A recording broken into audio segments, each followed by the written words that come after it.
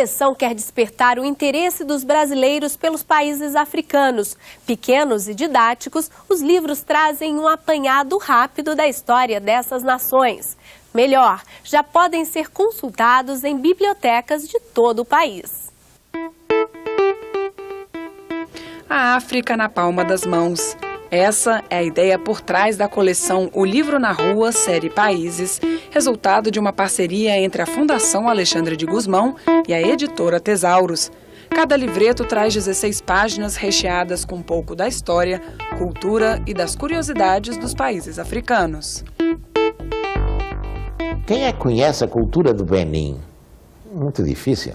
Quem é que conhece a cultura da África Equatorial? Quem é que conhece a cultura da África do Sul? Fácil de consultar, o livro é uma espécie de aperitivo do conhecimento. Ajuda a despertar o interesse das pessoas pelas nações africanas, tão próximas, mas ao mesmo tempo tão desconhecidas. Havia uma coisa que uniu todo mundo. A sensação que todo mundo estava trabalhando pelo seu país. Ainda é uma coisa maravilhosa.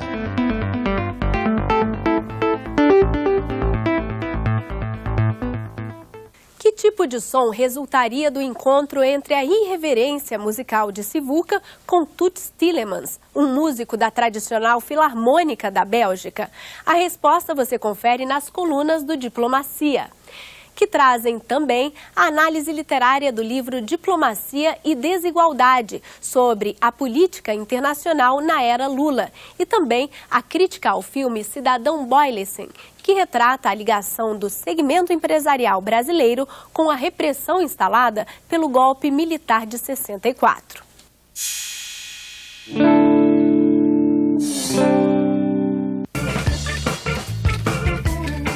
Lançado no Brasil em 2009, Cidadão Boylessen é uma luz no fim do túnel para todos os interessados na abertura dos arquivos da ditadura militar. De forma ágil e moderna, com dezenas de depoimentos entrecortados, além de uma excelente pesquisa iconográfica, o documentário mostra a ligação do empresariado brasileiro com a repressão instalada no país pelo golpe militar de 64. Henning Boylessen, o personagem que dá nome ao filme, foi um empresário dinamarquês naturalizado brasileiro que chegou a participar regularmente de sessões de tortura nos porões do DOI-CODE, em São Paulo. Em busca de registros da infância de Boylessen, o diretor Chaim Litevski vai até a Dinamarca.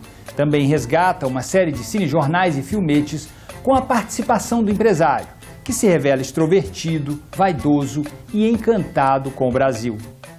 É um grande industrial brasileiro. O Boylessen é o chefe do grupo Ultragás, né?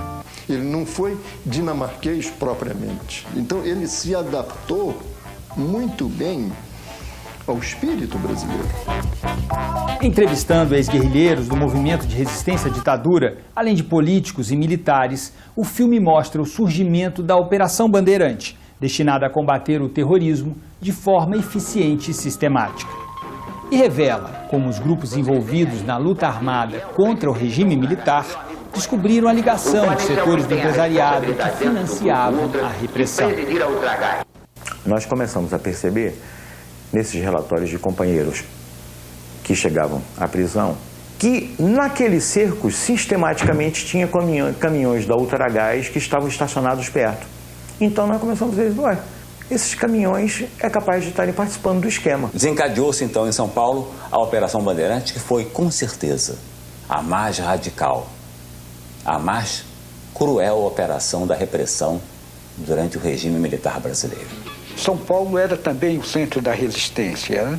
Você imagina o que é o pânico do sistema financeiro em São Paulo, percebendo que de uma hora para outra aumenta muito o número de assaltos a banco, né? De modo que não é por acaso que foi nessa cidade que surgiu a UBAN. Onde é que houve problema militar? Onde é que houve problema das greves violentas? Onde é que houve a mudança da igreja? Tudo no mesmo lugar. Então esse era um lugar sério, evidentemente, para fazer o esforço principal. Foi o mais criminoso e sanguinário aparato da repressão. Era um órgão que combinava gente do exército e da polícia de São Paulo, Ernesto. Eles podiam prender, torturar e matar quem eles quisessem. Quando decidem escolher Boylessen como alvo, os grupos de resistência armada à ditadura tomam uma decisão radical: o empresário dinamarquês deveria ser sumariamente eliminado. Alvejado 5 vezes nas costas e depois de morto e caído na sarjeta, levou 25 tiros na cabeça. Ele caiu com a cara na sarjeta, né, ali entre o meio-fio e a rua. As organizações terroristas criaram a farsa de que Boylissen foi justiçado por frequentar o DOI e assistir aos interrogatórios, por inventar uma máquina de dar choques elétricos chamada pianola, que ele mesmo testava nos presos. Há um companheiro que ficou no Brasil que sofreu um choque contínuo durante 20 minutos. Existem diversos instrumentos para dar choques elétricos, entre eles a pianola Boylissen. Adquirida nos Estados Unidos e trazida para o CODDOI de São Paulo pelo industrial Henning Albert Boylissen, a pianola tem um teclado como os instrumentos musicais, que ao serem premidos, fornecem uma descarga elétrica em escala crescente. Olá, o governo Lula foi polêmico e, ao seu modo, inovador em vários aspectos. No campo diplomático, então, quebrou antigos paradigmas ao estreitar laços com países periféricos na busca de novos mercados. A prática refletiu no combate às desigualdades sociais e políticas. Fim do governo, surgem as primeiras análises consequentes de sua política internacional. Argemiro Procópio, professor de Relações Internacionais da Universidade de Brasília, com o livro Diplomacia e Desigualdade, lançado pela Juruá, toma a posição de crítico ao alertar para as questões ambientais e sociais diluídas na prática diplomática da era Lula. As nações são soberanas, isso não se discute. No entanto, cada vez mais suas ações interferem no seu posicionamento internacional. Esta é a base da análise do livro de Argemiro Procópio. No caso do Brasil da era Lula, a atuação na abertura de novos mercados, no estreitamento da parceria com nações periféricas e na inserção no bloco dos emergentes até tem seus méritos, mas, alerta o professor, tal prática sustenta-se em velhos jargões. Continuamos como exportadores de matéria-prima e de produtos agrícolas, o celeiro do mundo, que não enfrentou ainda as mazelas do latifúndio nem da desigualdade social. Diplomacia e Desigualdade, do professor Argemiro Procópio, é um livro ousado. Sem distanciamento histórico nem argumentos pré-fabricados, aponta perigos e propõe soluções e desafios também ousados. Um texto básico para o entendimento do país que construímos. Até nosso próximo encontro.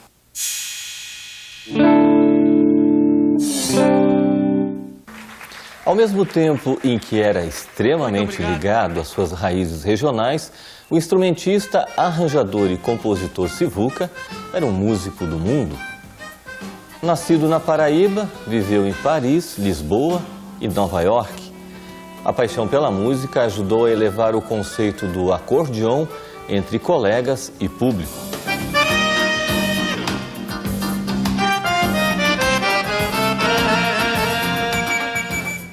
Fez shows nos mais diversos lugares com os mais diferentes artistas.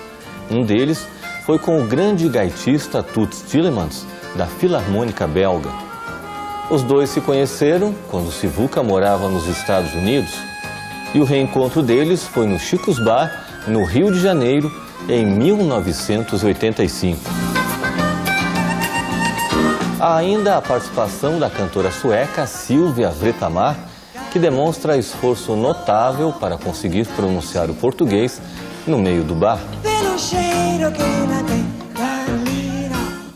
Em clima de informalidade e alegria, os músicos demonstram bastante entrosamento e permitem belos solos jazzísticos de Sivuca e Toots.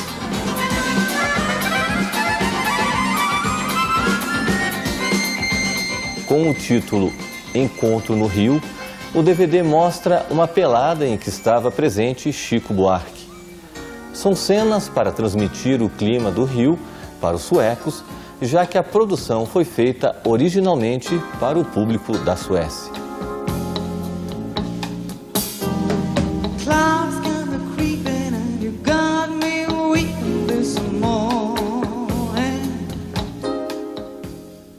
Há mais de meio século, a Colômbia vive um conflito político interno gravíssimo, uma verdadeira guerra civil.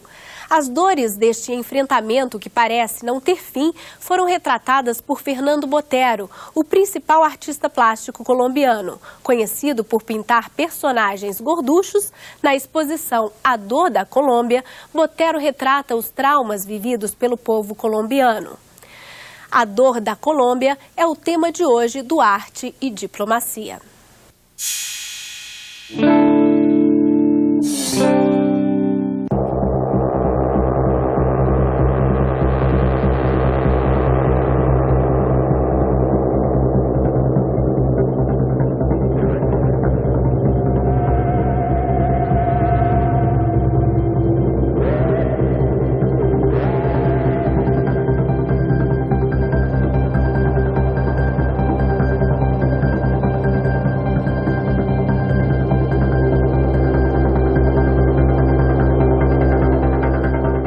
É uma exposição que acaba funcionando como denúncia.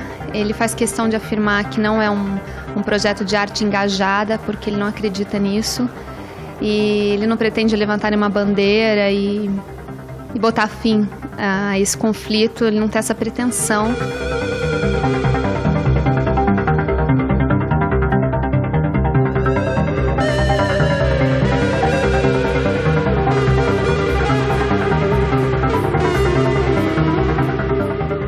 Sea como un recuerdo de las cosas que han pasado y con la esperanza de que no se vuelvan a repetir.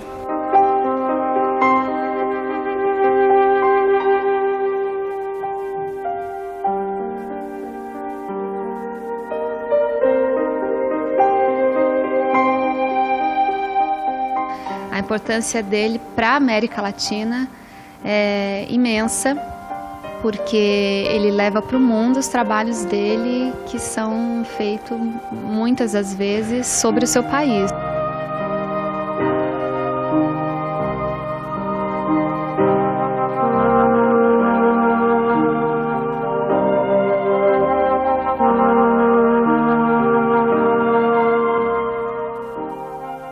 Es un artista que no solo se ha preocupado por presentar su arte como solo para él y lo que a él le importa, sino para hacer un registro de acontecimientos tan duros como los que estamos viviendo en Colombia o como los que hemos vivido en algunos tiempos, y por eso presenta esta exposición que se llama El dolor de Colombia.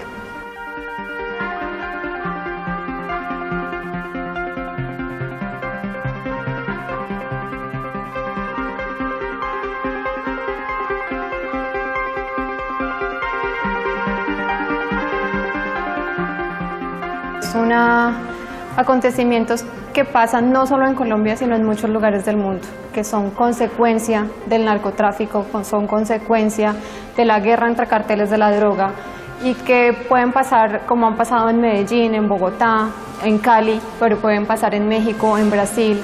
Entonces esa es la idea precisamente de esta exposición.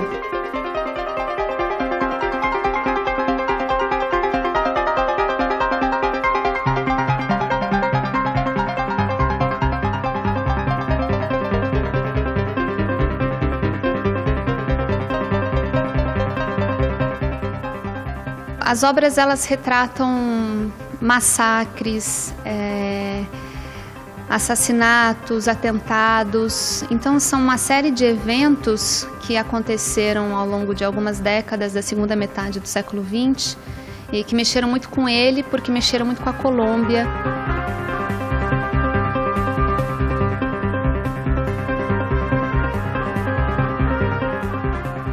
E a violência não é o lado mais conhecido da obra dele. Ele tem os gordinhos engraçados, acaba ficando no imaginário do público mais amplo, mas ela pontua o trabalho dele desde a juventude na Colômbia.